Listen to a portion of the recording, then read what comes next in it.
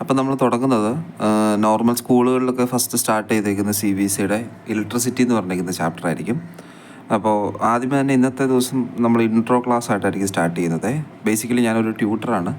അപ്പം ഞാനിങ്ങനെ വീഡിയോ എടുത്ത് പരിചയമൊന്നുമില്ല. അപ്പം ഞാൻ ട്രിവാൻഡ്രം ലൊക്കേഷൻ ചെയ്തിട്ടായിരിക്കും ട്യൂട്ടറായിട്ട് വർക്ക് ചെയ്യുന്നത്. അപ്പോൾ ഇവിടെ ഈ ട്രിവാൻഡ്രത്തുള്ള ഏതെങ്കിലും സ്റ്റുഡൻസിന് ക്ലാസ് എടുക്കാൻ പേഴ്സണൽ മെൻറ്ററിൻ്റെ ആവശ്യമുണ്ടെങ്കിൽ, വീട്ടിൽ വന്നിട്ട് ക്ലാസ് എടുക്കുന്ന ആവശ്യമുണ്ടെങ്കിലും നമുക്ക് കോൺടാക്റ്റ് ചെയ്യാവുന്നുള്ളൂ. അപ്പോൾ വീട്ടിൽ വന്ന് ട്യൂട്ടേഴ്സ് അവൈലബിൾ ആണ്. അപ്പോൾ നമ്മൾ സ്റ്റാർട്ട് ചെയ്യുന്നത് നോർമലി ഇപ്പോൾ സ്കൂളുകളിലൊക്കെ സ്റ്റാർട്ട് ചെയ്തേക്കുന്നത് ഇലക്ട്രിസിറ്റി എന്ന് പറഞ്ഞിരിക്കുന്ന ചാപ്റ്റർ ആയിരിക്കും. അപ്പോൾ ഇന്ന് നമ്മൾ തുടങ്ങുന്നത് ബേസിക് ആയിട്ടുള്ള കാര്യങ്ങൾ, ഇലക്ട്രിസിറ്റി, കറണ്ട്, ഇതിൻ്റെ ഇലക്ട്രിസിറ്റി അല്ലെങ്കിൽ അതിൻ്റെ ബേസിക് ആയിട്ടുള്ള കാര്യങ്ങളായിരിക്കും ഇന്ന് സ്റ്റാർട്ട് ചെയ്യുന്നത്. ഇപ്പം CBSE 10th ക്ലാസ്സാണ് തുടങ്ങുന്നത്. അതുപോലെ തന്നെ ഇതിൻ്റെ കൂടെ തന്നെ 9th 8th ദെൻ അതുപോലെ ICSEയുടെ ക്ലാസ്സുകൾ എടുക്കുന്നുണ്ട്. നമ്മൾ മെയിൻലി ഫോക്കസ് ചെയ്യുന്നത് മാത്സ്, ഫിസിക്സ്, കെമിസ്ട്രി 3 സബ്ജക്റ്റ് ആയിരിക്കും ഫോക്കസ് ചെയ്യുന്നത്. ദെൻ അഡീഷണലി ഏതെങ്കിലും സബ്ജക്റ്റിൻ്റെ ആവശ്യമുണ്ടെങ്കിൽ നമുക്ക് കമൻറ്റ് വഴി പറഞ്ഞാൽ മതി. നമുക്ക് ട്യൂട്ടേഴ്സ് അവൈലബിൾ ആണ്. അപ്പോൾ അവരും ക്ലാസ് എടുത്തിട്ട് എടുക്കുന്നതായിരിക്കും. ദെൻ ഇന്ന് നമ്മൾ സ്റ്റാർട്ട് ചെയ്യുന്നത് ഇലക്ട്രിസിറ്റിയുടെ ചാപ്റ്റർ ആയിരിക്കും. നോർമലി സ്കൂളുകളിലെല്ലാം ഇപ്പോൾ അതാണ് സ്റ്റാർട്ട് ചെയ്തേക്കുന്നത്. ദെൻ നമുക്ക് 10th എക്സാം വരുന്നത് റീസെൻ്റ്ലി നെക്സ്റ്റ് 2026 ഫെബ്രുവരി ആയിരിക്കും 10th ബോർഡ് എക്സാം വരുന്നത്. അപ്പോൾ അതിന് മുന്നേ നമ്മൾ എല്ലാ സെക്ഷൻസും കവർ ചെയ്യും. അതുപോലെ എക്സ്ട്രാ ക്വസ്റ്റ്യൻസ് ആഡ് ചെയ്യുന്നുണ്ടായിരിക്കും. ദെൻ നമ്മളൊരു ഗൈഡ് ചൂസ് ചെയ്തിട്ടായിരിക്കും നമ്മൾ പ്രീവിയസ് ഇയർ ക്വസ്റ്റ്യൻസ് അറ്റൻഡ് ചെയ്യുന്നത്, അതുപോലെ തന്നെ ക്വസ്റ്റ്യൻസ് കാര്യങ്ങളെല്ലാം ചെയ്യുന്നത്. അപ്പോൾ ഡെയിലി മാക്സിമം വീഡിയോ അപ്ലോഡ് ചെയ്യണമെന്ന് വിചാരിക്കുന്നത് മാക്സിമം അത് സാധിക്കും. കാരണം എനിക്ക് ഓൾറെഡി ക്ലാസ്സുകൾ ഹോം ട്യൂട്ടർ ആയതുകൊണ്ട് വീട്ടിൽ ചെന്ന് ക്ലാസ്സുകൾ എടുക്കേണ്ട ആവശ്യമുണ്ട്. സോ നമ്മൾ ഇന്ന് സ്റ്റാർട്ട് ചെയ്യുന്നത് ഇലക്ട്രിസിറ്റിയുടെ ബേസിക് ആയിട്ടുള്ള കൺസെപ്റ്റ്. ഇന്ന് ഇൻട്രോ സെക്ഷനേ ഉള്ളൂ. അപ്പം ഇതിൻ്റെ ബാക്കിയുള്ള വീഡിയോ കാണുന്ന ആരെങ്കിലും ഉണ്ടെങ്കിൽ ആദ്യമേ തന്നെ ഇൻട്രോ സെക്ഷൻ ഒന്ന് കണ്ടിട്ട് വേണം. ഞാൻ ഇൻട്രോ എന്ന് പറഞ്ഞിട്ട് തംബ്നെയിൽ കൊടുത്തിട്ടൊക്കെ ആയിരിക്കും ചെയ്തത്. അപ്പോൾ ഇൻട്രോ സെക്ഷൻ കണ്ടിട്ട് വേണം വരാൻ. കാരണം ഇന്ന് നമ്മൾ പറയുന്നത് ഇലക്ട്രിസിറ്റി ബേസിക് കൺസെപ്റ്റുകൾ എന്തൊക്കെയായിരിക്കും. കാരണം 9th നമുക്ക് ഇലക്ട്രിസിറ്റി ഉണ്ടായിരുന്നില്ല, അതിൻ്റെ ഒരു തുടക്കമായിട്ടായിരുന്നു വരുന്നത്. പിന്നെ അതുപോലെ തന്നെ +1 +2 ഒക്കെ ആകുമ്പോഴത്തേന് ഇലക്ട്രിസിറ്റിയുടെ ബാക്കിയുള്ള പോർഷൻസ് അതിനകത്ത് വരുന്നുണ്ട്. അപ്പോൾ അതും കൂടി ഇൻക്ലൂഡ് ചെയ്തിട്ടായിരിക്കും, അതായത് സയൻസ് എടുക്കാൻ താല്പര്യമുള്ള സ്റ്റുഡൻസ്, ഇപ്പോൾ 10th കഴിഞ്ഞ് സയൻസ് എടുക്കാൻ താല്പര്യമുള്ള സ്റ്റുഡൻസാണ് വരുന്നതെങ്കിൽ അപ്പോൾ നമ്മൾ ഇതിനെയും കൂടെ, അതായത് +1 കൂടെ ലിങ്ക് ചെയ്തിട്ടായിരിക്കും നമ്മൾ ഇതിനകത്ത് ഫോളോ അപ്പ് ചെയ്ത് പോകുന്നത്. അപ്പം ആദ്യമേ തന്നെ കറണ്ട് അല്ലെങ്കിൽ ഇലക്ട്രിസിറ്റി എന്ന് പറയുമ്പോൾ നമുക്ക് അറിയേണ്ട ഒരു കാര്യം എന്ന് വെച്ച് കഴിഞ്ഞാൽ 2 തരത്തിൽ അല്ലെങ്കിൽ 2 types of swords of current ആയിരിക്കും നമുക്ക് അവൈലബിൾ ആയിട്ടുള്ളത്. അപ്പോൾ ഒന്നിന് നമ്മൾ പറയുന്ന പേര് AC സോഴ്സ് എന്നും രണ്ടാമത്തേന് നമ്മൾ പറയുന്നത് DC സോഴ്സ് എന്നായിരിക്കും പറയാം. അപ്പോൾ AC സോഴ്സ് എന്ന് പറഞ്ഞു കഴിഞ്ഞാൽ നമുക്കറിയാം ഓൾട്ടർനേറ്റീവ് കറണ്ട് എന്നായിരിക്കും അതിൻ്റെ ഫുൾ ഫോം വരുന്നത്. ഓൾട്ടർനേറ്റീവ് കറണ്ട് എന്ന് വെച്ചാൽ വേരി ചെയ്തിട്ടായിരിക്കും നമുക്ക് കറണ്ട് അവൈലബിൾ ആവുന്നത്. ഇനി നമുക്കറിയാം ഈ AC സോഴ്സ് മെയിൻലി വരുന്നത് നമ്മുടെ KSEB നമ്മുടെ വീടുകളിൽ വരുന്ന കറണ്ടുകൾ, അല്ലെങ്കിൽ നമ്മുടെ വീട്ടിൽ ഉപയോഗിക്കുന്ന കറണ്ടുകൾ, ഇതൊക്കെ AC കറണ്ടായിട്ടായിരിക്കും വരുന്നത്. അതുപോലെ DC എന്ന് വെച്ചാൽ ഡയറക്റ്റ് കറണ്ട് എന്ന് ഉദ്ദേശിക്കുന്നത് നമ്മൾ യൂസ് ചെയ്യുന്ന ഇപ്പോൾ ക്ലോക്കിൻ്റെ ബാറ്ററി, അതുപോലെ വാച്ചിൻ്റെ ബാറ്ററി, ദെൻ നമ്മൾ ഏതെങ്കിലും ബാറ്ററീസ് യൂസ് ചെയ്യണമെങ്കിൽ അതൊക്കെ ഡയറക്റ്റ് കറണ്ട് ആയിരിക്കും. അപ്പോൾ ആദ്യം തന്നെ AC കറണ്ട് എന്ന് പറയുന്നത് നമുക്കൊരു ഗ്രാഫ് വഴി പറയുവാണെങ്കിൽ നമുക്കൊരു സൈൻ വേവ് ആയിട്ട് നമുക്ക് കൺസിഡർ ചെയ്യാം. അതായത് ഇത് ഓൾട്ടർനേറ്റീവ് കറണ്ട് എന്ന് വെച്ച് കഴിഞ്ഞാൽ ഇതിങ്ങനെ വേരി ചെയ്ത് കൂടിയും കുറഞ്ഞും ഇത് കണ്ടിട്ടുണ്ടാവുമായിരിക്കും. അതായത് നമ്മൾ സിമ്പിൾ പെൻഡുലം പഠിക്കുന്ന സമയത്ത് നമ്മുടെ ആംപ്ലിറ്റ്യൂഡ്, ഫ്രീക്വൻസി, അതുപോലെ സാധനങ്ങളൊക്കെ ഉണ്ടല്ലോ. അപ്പം ഇതുപോലത്തെ സാധനങ്ങൾ, അതുമല്ലെങ്കിൽ അതേ ടൈപ്പ് ഓഫ് ഗ്രാഫ് ആയിരിക്കും നമുക്ക് ഇവിടെ AC കറണ്ടായിട്ട് യൂസ് ചെയ്യുന്നത്, അല്ലെങ്കിൽ ACയുടെ ഗ്രാഫായിട്ട് നമ്മൾ റെപ്രസെൻറ്റ് ചെയ്യുന്നത്. നമുക്ക് നേരത്തെ പറഞ്ഞ പോലെ തന്നെ ഇവിടെ ആംപ്ലിറ്റ്യൂഡ് ഉണ്ട്, ഫ്രീക്വൻസി ഉണ്ട്, ടൈം പീരീഡ് ഉണ്ട്, സംതിങ് എല്ലാം അതിനകത്ത് തന്നെ ഉണ്ടാവും. ഇനി അതിൻ്റെ ഗ്രാഫ് വരയ്ക്കുന്ന സമയത്ത് ഇതിപ്പോൾ ഞാൻ പറയുന്ന സമയത്ത് മാത്സും കൂടി ഇൻക്ലൂഡ് ചെയ്തിട്ടായിരിക്കും പറയുന്നത്. കാരണം ഞാൻ മാത്സും കൂടെ ക്ലാസ് എടുക്കുന്നുണ്ട്. അപ്പം നമുക്ക് മാത്സിൽ നോർമലി അറിയാൻ പറ്റുന്നതാണ് X axis and Y axis, 2 axis നമുക്കറിയാം. അതുപോലെ ഇപ്പം നമ്മളൊരു ഗ്രാഫ് വരയ്ക്കുന്ന സമയത്ത് ഇപ്പം X ആക്സിസ് ആണെങ്കിൽ ഇപ്പോൾ ഞാൻ ഗ്രാഫ് മുകളിലേക്കാണ് വരച്ചേക്കുന്നത്. ഇതിന് നമ്മൾ പറയുന്നത് എപ്പോഴും മീൻ പൊസിഷൻ എന്നായിരിക്കും പറയുന്നത്. അതായത് ഇതിനെയായിരിക്കും നമ്മൾ മീൻ പൊസിഷൻ എന്ന് പറയുന്നത്. ഇനി നമുക്കറിയാം ആംപ്ലിറ്റ്യൂഡ് എന്ന് പറഞ്ഞതിന് ഡെഫിനിഷൻ എങ്ങനെയാണെന്ന് പറയുന്നത് മീൻ പൊസിഷനിൽ നിന്നുള്ള മാക്സിമം ഡിസ്റ്റൻസിനെ പറയുന്ന പേരായിരിക്കും ആംപ്ലിറ്റ്യൂഡ്. എനിവേ നമുക്ക് ഗ്രാഫല്ല ഇപ്പോൾ വേണ്ടത്. ഇപ്പോൾ ഓൾട്ടർനേറ്റീവ് കറണ്ട്, AC കറണ്ട് എന്താണെന്നുള്ള കാര്യമാണ്. അപ്പോൾ AC കറണ്ടിനകത്ത് നമ്മൾ ഓൾട്ടർനേറ്റീവ് കറണ്ട്, അതായത് നമുക്കറിയാം കൂടിയും കുറഞ്ഞും ആയിരിക്കും നമുക്കിവിടെ വരുന്ന കറണ്ട്. സിമ്പിളായിട്ട് പറയുവാണെങ്കിൽ ഓൾട്ടർനേറ്റീവ് കറണ്ട് ഈ ഫ്ലക്ച്വേറ്റിംഗ് ആയതുകൊണ്ട് നമുക്ക് ഈ കറണ്ടൊക്കെ അടിച്ചു കഴിഞ്ഞാൽ രക്ഷപ്പെടാനുള്ളൊരു സ്പ്ലിറ്റ് സെക്കൻഡ് നമുക്ക് അവിടെ കിട്ടും. അപ്പം AC കറണ്ടിൻ്റെ ഗ്രാഫ് വരുന്നത് ഇതിന് നമ്മൾ സാധാരണ സൈൻ വേവ് എന്ന് പറയാറുണ്ട്. അപ്പോൾ നമുക്ക് ഗ്രാഫിക്കലി റെപ്രസെൻറ്റ് ചെയ്യണം, ഇങ്ങനെയായിരിക്കും വരിക. ഇനി നമ്മൾ DC കറണ്ടിൻ്റെയാണ് ഗ്രാഫ് വരയ്ക്കുന്നതെങ്കിൽ ഒരു സ്ട്രെയിറ്റ് ലൈൻ ഗ്രാഫ് ആയിരിക്കും വരിക. ഇനി സ്ട്രെയിറ്റ് ലൈൻ ഗ്രാഫ് എന്ന് മാത്രം പറയുന്നില്ല, കാരണം ചില ടെക്സ്റ്റ് ബുക്കിനകത്ത് ഇത് ഫ്ലക്ച്വേറ്റിംഗ് ആയിട്ടുള്ള ഒരു ഗ്രാഫായിട്ട് കാണിച്ചിട്ടുണ്ട്. അത് നോർമലി CBSEക്കോ അല്ലെങ്കിൽ ICSE സ്റ്റുഡൻസിനും ഉണ്ടാവത്തില്ല, എവിടെയും കേട്ടിട്ടുണ്ടാവത്തില്ല. പക്ഷേ IGCSE സിലബസ് വരുന്ന അല്ലെങ്കിൽ ഇൻ്റർനാഷണൽ സിലബസ് വരുന്നവർക്ക് ഇങ്ങനെ 2 ഗ്രാഫുകൾ DC കറണ്ടിന് വേണ്ടി പ്രൊവൈഡ് ചെയ്യുന്നത് കണ്ടിട്ടുണ്ട്. നമുക്കിപ്പോൾ പഠിക്കേണ്ടത് ഇതൊന്നുമില്ല, ജസ്റ്റ് നമ്മൾ ബേസിക് എന്താണ് AC കറണ്ട് അല്ലെങ്കിൽ DC കറണ്ട് എവിടെയും കേട്ടിട്ട് നമ്മൾ അറിയത്തില്ല എന്ന് പറയുന്നതല്ലോ. അപ്പം 2 കാര്യങ്ങൾ പറഞ്ഞു. AC കറണ്ട് വന്നു, അതുപോലെ തന്നെ നമ്മൾ DC കറണ്ട് എടുത്തു. ഇനി നമുക്ക് ചാപ്റ്ററിനകത്ത് റിലേറ്റ് ചെയ്യുന്നതെന്ന് വെച്ച് കഴിഞ്ഞാൽ ചാപ്റ്ററിന് നമുക്ക് മെയിനായിട്ട് 2 പാർട്ടായിട്ട് ഡിവൈഡ് ചെയ്യാവേ. ഒന്നാമത്തെ സെക്ഷനകത്ത് നമ്മൾ വരുന്ന ഇൻട്രൊഡക്ഷൻ, അതിനകത്ത് നമുക്ക് വരുന്ന വാട്ട് ഈസ് കറണ്ട് എന്താണെന്നുള്ളൊരു കാര്യം ഉണ്ടാവും. അതുപോലെ കറണ്ടിന് നമ്മൾ കൊടുക്കുന്ന സിമ്പിൾ I എന്ന് പറഞ്ഞിരിക്കുന്ന സിമ്പിളായിരിക്കും നമ്മൾ കൊടുക്കുക. അതുപോലെ പൊട്ടൻഷ്യൽ ഡിഫറൻസ്, വോൾട്ടേജ്, അതിന് V എന്ന് പറഞ്ഞിരിക്കുന്ന സിമ്പിൾ. അത് നമ്മൾ ഫസ്റ്റ് പാർട്ടിനകത്ത് ഇൻട്രൊഡ്യൂസ് ചെയ്യുന്നത് വെച്ചാൽ നമുക്ക് എന്താണ് ബേസിക് കൺസെപ്റ്റുകൾ മാത്രമായിരിക്കും പറയുന്നത്. അതുപോലെ റെസിസ്റ്റൻസ് എന്ന് പറഞ്ഞിരിക്കുന്ന സാധനം എന്താണ്. ദെൻ സിമിലർലി അതിനകത്ത് ഓംസ് ലോ. ഇപ്പം നമുക്ക് ഈ ചാപ്റ്റർ എക്സ്പ്ലെയിൻ ചെയ്യുന്ന സമയത്ത് ഇമ്പോർട്ടൻ്റ് ആയിട്ട് വരാൻ പറ്റുന്ന എല്ലാ ടൈപ്പ് ഓഫ് ക്വസ്റ്റ്യൻസ്, കാരണം അറൗണ്ട് ഒരു 10 years ആയിട്ട് ഞാൻ ഇതിനകത്ത് വർക്ക് ചെയ്യുന്നുണ്ട്. അപ്പം പ്രീവിയസ്ലി കണ്ടുവന്നിട്ടുള്ളതും നോർമലി ചോദിക്കാൻ ചാൻസ് ഉള്ളതായിട്ടുള്ള ക്വസ്റ്റ്യൻസ് ഞാൻ ഇതിനകത്ത് പറയുന്നുണ്ടാവും. അപ്പോൾ അത് കേൾക്കണം. ദെൻ 1 day നമുക്കൊരു മാക്സിമം ഒരു ½ an hour ക്ലാസ് ആയിരിക്കും ഉണ്ടാകത്തുള്ളൂ. ½ an hour ക്ലാസ് കഴിഞ്ഞ് ഓരോ ദിവസം മാക്സിമം ഞാൻ അപ്ലോഡ് ചെയ്യുന്നുണ്ടാവും ഓരോ വീഡിയോ. ഇതിപ്പോൾ ഞാൻ എടുക്കുന്നതെന്ന് വെച്ച് കഴിഞ്ഞാൽ ഇപ്പോൾ റീസെൻ്റ്ലി ഞാൻ 10th സ്റ്റാൻഡേർഡിന് ഫിസിക്സ്, കെമിസ്ട്രി, മാത്സ് ഒക്കെ സ്റ്റാർട്ട് ചെയ്തിട്ടുണ്ട്. അപ്പോൾ അവർക്ക് പഠിപ്പിച്ച് കൊടുക്കുന്നതിൻ്റെ കൂടെ തന്നെ ഇതും കൂടെ അങ്ങ് പറയുവാണെങ്കിൽ എളുപ്പമുണ്ടല്ലോ. അപ്പം നമ്മളിതിനകത്ത് ഇൻട്രൊഡക്ഷനായിട്ട് കറണ്ടിൻ്റെ കാര്യം പറയുന്നുണ്ട്, വോൾട്ടേജ് അല്ലെങ്കിൽ പൊട്ടൻഷ്യൽ ഡിഫറൻസ് എന്ന് പറഞ്ഞിരിക്കുന്ന സാധനത്തിനെ പറ്റി ഇൻട്രൊഡക്ഷൻ കൊടുക്കുന്നുണ്ട്, റെസിസ്റ്റർ എന്താണെന്ന് പറയുന്നുണ്ട്. അതുപോലെ നമ്മൾ നേരത്തെ പറഞ്ഞ പോലെ ഓംസ് ലോ, ഓം എന്താണെന്ന് നമുക്കറിയായിരിക്കും, റെസിസ്റ്റൻസിൻ്റെ യൂണിറ്റ് ആയിരിക്കും ഓം. അപ്പം നമ്മുടെ റെസിസ്റ്റൻസിൻ്റെ കാര്യം പറയുന്നുണ്ട്. ദെൻ ഓംസ് ലോനെ പറ്റി പറയുന്നുണ്ട്. ഇത് ആക്ച്വലി ഇതായിരിക്കും നമ്മുടെ ഫസ്റ്റ് പാർട്ട്. ചാപ്റ്റർ ശരിക്കും ചെറുതാണ്, ചെറിയ സിമ്പിൾ ചാപ്റ്ററാണ്. അപ്പം ഇതാണ് നമ്മുടെ ഫസ്റ്റ് പാർട്ടായിട്ട് വരുന്നത്. അപ്പോൾ ഇതിനെപ്പറ്റി ആയിരിക്കും ഇൻട്രൊഡക്ഷൻ വരുന്നത്. അതുപോലെ തന്നെ ഇനി എൻ്റെ സെക്കൻഡ് പാർട്ട് എന്ന് വെച്ച് കഴിഞ്ഞാൽ നമ്മൾ റെസിസ്റ്റൻസ് എന്ന് പറഞ്ഞിരിക്കുന്നതിനെ അല്ലെങ്കിൽ റെസിസ്റ്റേഴ്സിനെ നമ്മൾ സീരീസ് കണക്ഷനായിട്ടാണോ പാരലൽ കണക്ഷനായിട്ടാണോ കൊടുക്കുന്നത്, അതുകൊണ്ടുള്ള ബെനിഫിറ്റ് എന്താ, ദെൻ അതുകൊണ്ട് അതെങ്ങനെയായിരിക്കും നമുക്ക് ടോട്ടൽ കറണ്ട് കണ്ടുപിടിക്കുന്ന, എത്ര റെസിസ്റ്റൻസ് നമ്മൾ യൂസ് ചെയ്തു എന്ന് പറഞ്ഞിരിക്കുന്നതിൻ്റെ ബേസിക് കൺസെപ്റ്റുകളായിരിക്കും നമ്മുടെ സെക്കൻഡ് പാർട്ടായിട്ട് വരുന്നത്. അപ്പം ദെൻ ഇതിനകത്ത് ഞാൻ പറയുന്ന സമയത്ത് കുറച്ച് ICSE ആൾക്കാർ പിള്ളേരുടെ ടെക്സ്റ്റ് ബുക്കും കൂടി ചൂസ് ചെയ്തിട്ടുണ്ടാവും. നിങ്ങൾക്ക് പറ്റുമെങ്കിൽ ഇപ്പം നമുക്ക് ക്ലാസ് സ്റ്റാർട്ട് ചെയ്തിട്ടല്ലേ ഉള്ളൂ. അപ്പോൾ റെഫറൻസിന് വേണ്ടിയിട്ട് നിങ്ങൾ ICSE ടെക്സ്റ്റ് ബുക്ക് വാങ്ങി അത് ജസ്റ്റ് ഒന്ന് വായിച്ച് നോക്കി കഴിഞ്ഞാൽ കുറച്ചും കൂടെ അഡീഷണൽ ഇൻഫർമേഷൻ വരും.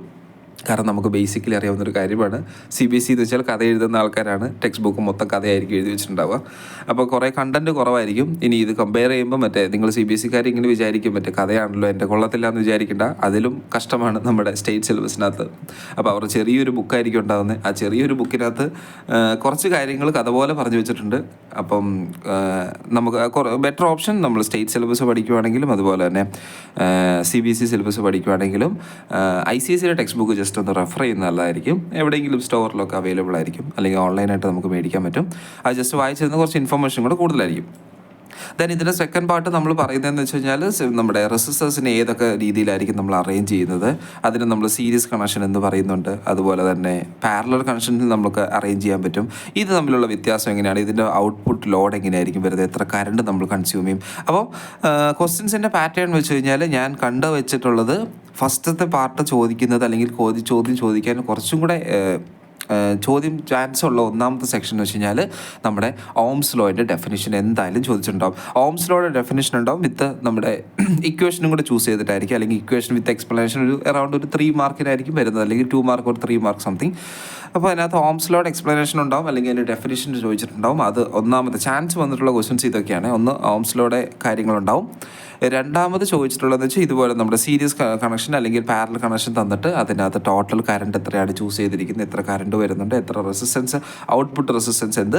ചില സമയത്ത് നമുക്കറിയാം ഫിസിക്സിന് ടെക്സ്റ്റ് ബുക്ക് വായിച്ചു കഴിഞ്ഞാൽ ചില സമയത്ത് നമുക്കൊന്നും മനസ്സിലാവത്തില്ല, അവർ പല രീതിയിലായിരിക്കും എഴുതിയിട്ടുണ്ടാവുക.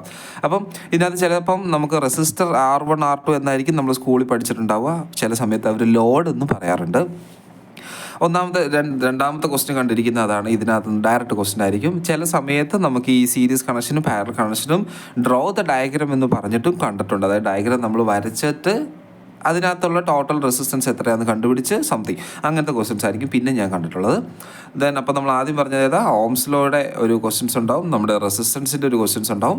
പിന്നെ അതിനകത്ത് ചാൻസ് കണ്ടേക്കുന്നത്, അതായത് ഇപ്പം നമുക്കറിയാം നമ്മൾ വീടുകളിൽ യൂസ് ചെയ്യുന്ന സമയത്ത്, അല്ലെങ്കിൽ ഈ വീട് ഇപ്പം നമുക്കറിയാം മീറ്റർ വന്ന് ചെക്ക് ചെയ്യില്ല, നമുക്ക് ഈ KSEB ആൾക്കാരൊക്കെ വന്നിട്ട് നമ്മുടെ പുറത്തുള്ള മീറ്റർ ചെക്ക് ചെയ്യുന്ന സമയത്ത് അവിടെ കാണിക്കുന്ന കിലോ വാട്ടിലൊക്കെ ആയിരിക്കും കാണിച്ചിട്ടുണ്ടാവും, അല്ലെങ്കിൽ ഒരു മീറ്റർ റീഡ് ചെയ്യുന്ന സമയത്ത്. അപ്പോൾ ഇതിനകത്തൊരു ടൈപ്പ് ഓഫ് ക്വസ്റ്റ്യൻ കണ്ടേക്കുന്ന, അല്ലെങ്കിൽ ഇത് ചാപ്റ്ററിൻ്റെ ഫൈനൽ പാർട്ടിനകത്ത് വന്നേക്കുന്നതാണ്. ഒരു എക്സാമ്പിൾ പറയുവാണെങ്കിൽ, ഇപ്പോൾ ഞാൻ 2 hours ഇത്ര വോൾട്ടേജ് ഉള്ള, അല്ലെങ്കിൽ 220 വോൾട്ട് ഉള്ള ഞാനൊരു 2 ഫാൻ വർക്ക് ചെയ്യിപ്പിച്ചു, 2 ഫാൻ യൂസ് ചെയ്തിട്ടുണ്ട്. അതുപോലെ ഒരു 1 hourലേക്ക് ഞാൻ സംതിങ് വോൾട്ടേജിലുള്ള ഒരു 2 ബൾബ് ഉപയോഗിച്ചു.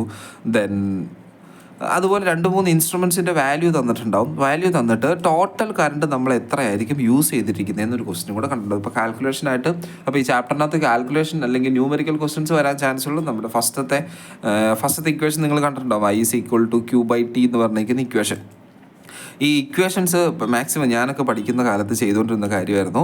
ഒരു ടെക്സ്റ്റ് ബുക്ക്, നിങ്ങളുടെ ടെക്സ്റ്റ് ബുക്ക് ആകെ ഈ ചാപ്റ്റർ ആകെ 2-3 അല്ലെങ്കിൽ ഒരു അറൗണ്ട് ഒരു 10 പേജസേ ഉണ്ടാകത്തുള്ളൂ. അപ്പോൾ ഇക്വേഷൻസൊക്കെ നേരത്തെ തന്നെ ഒന്ന് എഴുതി ഒരു പേപ്പറിനകത്ത് എഴുതി മാറ്റി വെച്ച് കഴിഞ്ഞാൽ ഈ അവസാന നേരം ആകുമ്പോൾ എക്സാമിൻ്റെ സമയത്ത് നമുക്ക് ധൃതി കൂട്ടേണ്ടി വരത്തില്ല. ഇക്വേഷൻസ് എല്ലാം കൂടി ഒരു പേപ്പറിനകത്ത് എഴുതി മാറ്റി വെക്കുക, അത് ആ ബുക്കിനകത്ത് തന്നെ കീപ്പ് ചെയ്യാൻ നോക്കുക.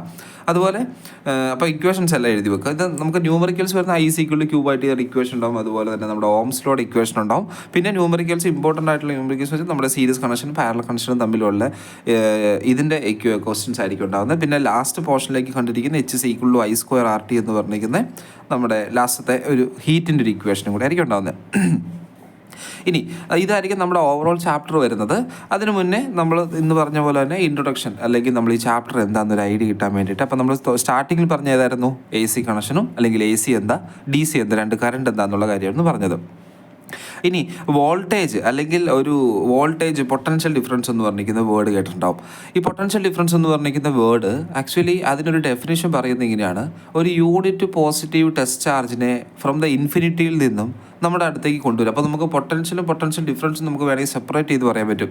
A and B എന്ന് പറഞ്ഞിരിക്കുന്ന 2 പോയിന്റ് ഉണ്ടെങ്കിൽ എയിൽ നിന്നും ബിയിലേക്ക് ഞാനൊരു പോസിറ്റീവ് ടെസ്റ്റ് ചാർജ്, അല്ലെങ്കിൽ ഒരു ചാർജിനെ ഞാൻ കൊണ്ടുവരാൻ വേണ്ടി എടുക്കുന്ന വർക്കിനെ ആയിരിക്കും ഈ പറഞ്ഞിരിക്കുന്ന പൊട്ടൻഷ്യൽ അല്ലെങ്കിൽ പൊട്ടൻഷ്യൽ ഡിഫറൻസ്. ഇനി പൊട്ടൻഷ്യൽ എന്ന് പറഞ്ഞിരിക്കുന്നത് നമുക്ക് A to Bയിലേക്ക് പറയാം. പൊട്ടൻഷ്യൽ ഡിഫറൻസ് എന്ന് പറയുന്ന സമയത്ത് അറ്റ് ആൻ ഇൻഫിനിറ്റിയിൽ നിന്നും ഞാനൊരു യൂണിറ്റ് പോസിറ്റീവ് ടെസ്റ്റ് ചാർജിനെ കൊണ്ടുപോകും. അപ്പോൾ ഈ ഡെഫിനേഷൻസും കാര്യങ്ങളൊക്കെ ഞാൻ കറക്റ്റായിട്ട് കാണിച്ചു തരാം.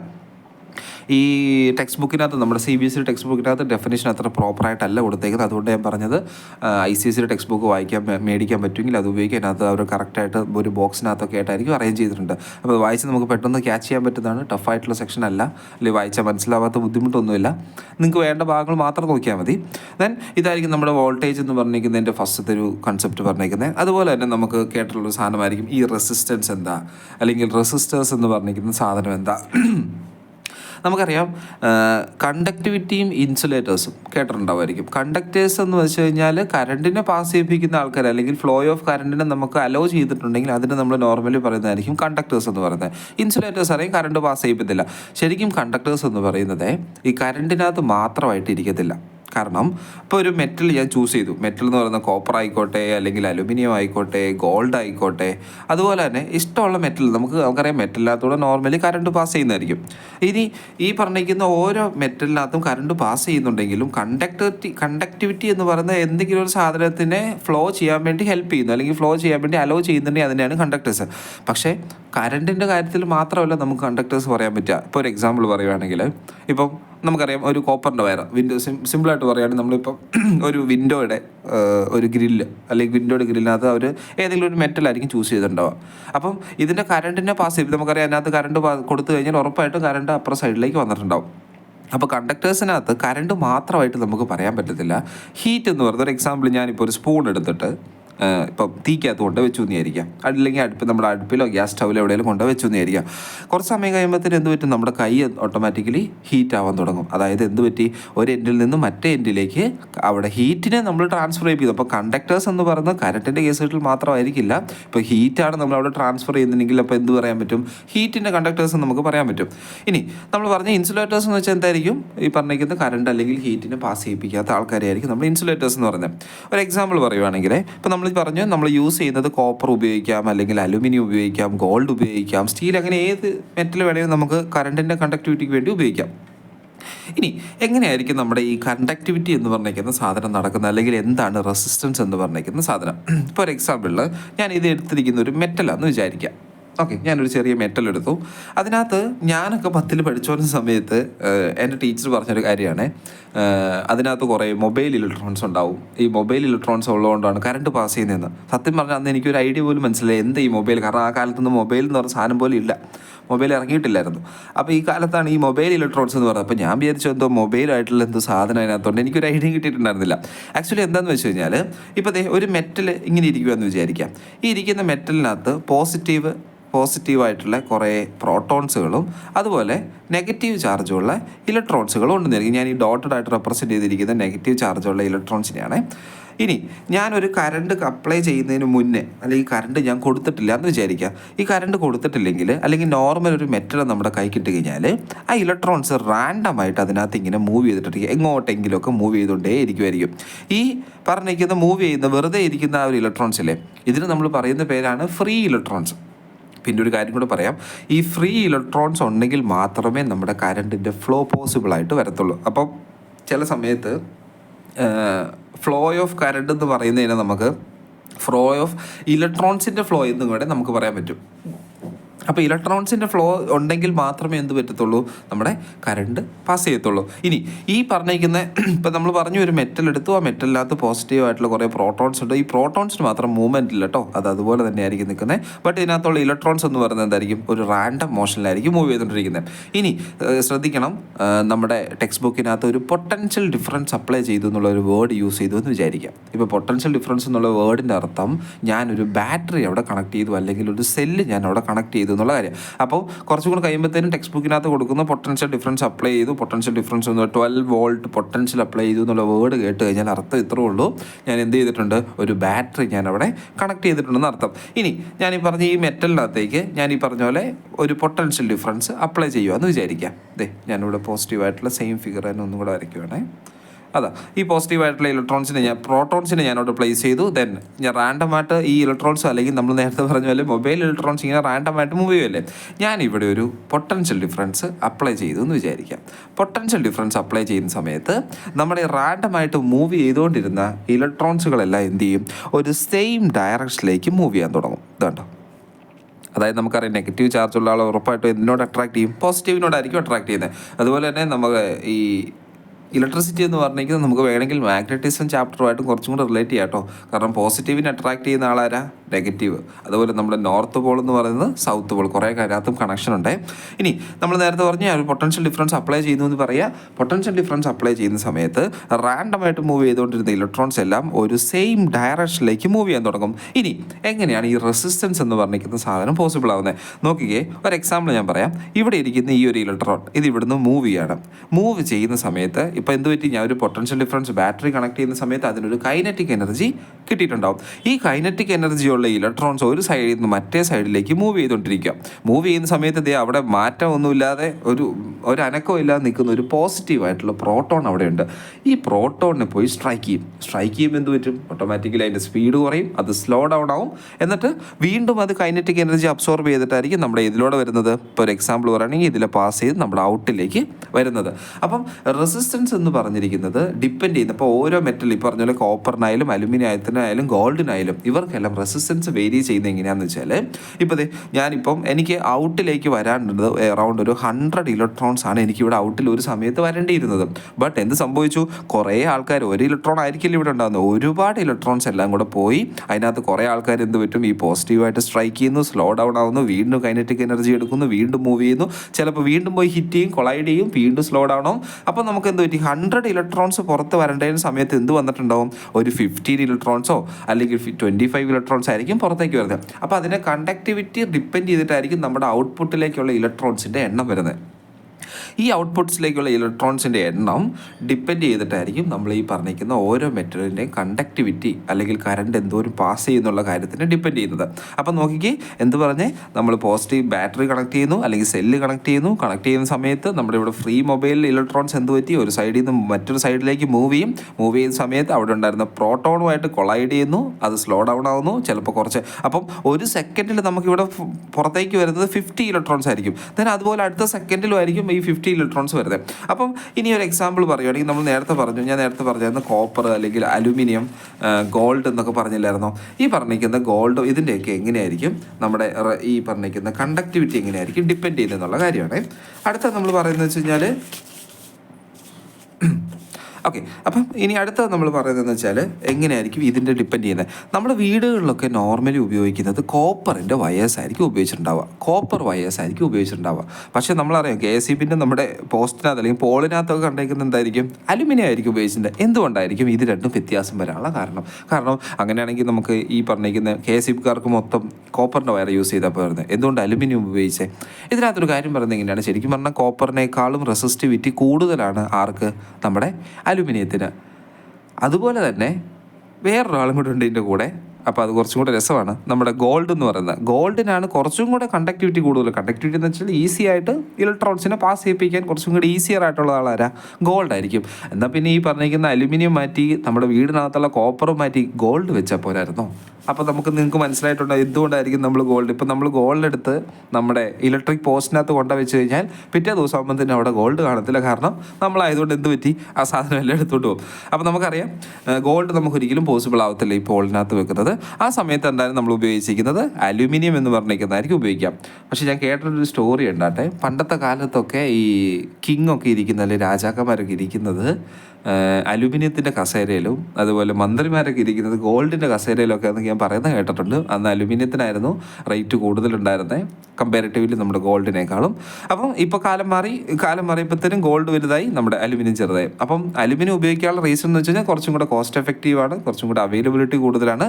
ബട്ട് നമുക്ക് ഗോൾഡ് ഒരിക്കലും ഉപയോഗിക്കാൻ പറ്റത്തില്ല. പക്ഷേ നമ്മൾ ഗോൾഡ് ഉപയോഗിക്കുന്ന ഒരു സ്ഥലമുണ്ട്, എവിടെയാണെന്നറിയോ? ഇപ്പോൾ കണ്ടോ ഒരു ഇമേജ് വന്നില്ലേ, ഈ ഇമേജിനകത്ത് നോക്കിക്കേ, നമുക്ക് മദർ ബോർഡിൻ്റെ അകത്ത് ഇൻ്റലിൻ്റെ ചിപ്പൊക്കെ കേട്ടിട്ടുണ്ടാവും അല്ലേ, നമ്മൾ കേട്ടിട്ടുണ്ടാവും ഇൻ്റലിൻ്റെ പ്രൊസസ്സർ അത് ഇതൊക്കെ. അപ്പോൾ മദർ ബോർഡ് എന്താണെന്ന് അറിയായിരിക്കുമല്ലോ, നമ്മുടെ വലിയ ബോർഡിൻ്റെ അകത്തുള്ള സർക്യൂട്ട് ബോർഡായിരിക്കും. then അതിൻ്റെ നടുക്ക് നമ്മൾ ഇൻ്റലിൻ്റെ ചിപ്പ് നമ്മൾ കൊണ്ട് പ്ലേസ് ചെയ്യുന്ന സ്ഥലമില്ലേ, അതിനകത്തൊക്കെ നമ്മൾ പ്ലേസ് ചെയ്തിരിക്കുന്നത് എന്താ, ഇങ്ങനെ ഗോൾഡിൻ്റെ പിൻസ് ആയിരിക്കും പ്ലേസ് ചെയ്തിരിക്കുന്നത്. ഇനി കുറച്ചും കൂടി ഡീറ്റെയിൽ ആയിട്ട് അറിയണമെങ്കിൽ നമ്മുടെ M4Techൻ്റെ ഒരു ചാനലിനകത്ത് പുള്ളി ഈ ഗോൾഡ് എക്സ്ട്രാക്ട് ചെയ്യുന്നൊരു വീഡിയോ പ്ലേസ് ചെയ്തിട്ടുണ്ട്.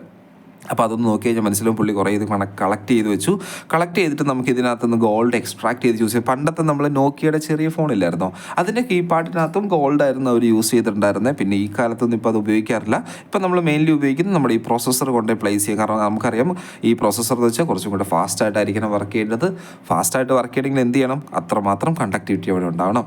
അപ്പോൾ കണ്ടക്ടിവിറ്റി ഉണ്ടാവണമെങ്കിൽ നമ്മൾ എന്ത് ചെയ്തു, ഈ ഒരു ഏരിയയിൽ മാത്രം അല്ലെങ്കിൽ മദർ ബോർഡിൻ്റെ ആ ഇൻ്റലൊക്കെ വെക്കുന്ന സ്ഥലത്ത് മാത്രമേ നമ്മൾ ഇപ്പോൾ ഗോൾഡ് യൂസ് ചെയ്യാറുള്ളൂ.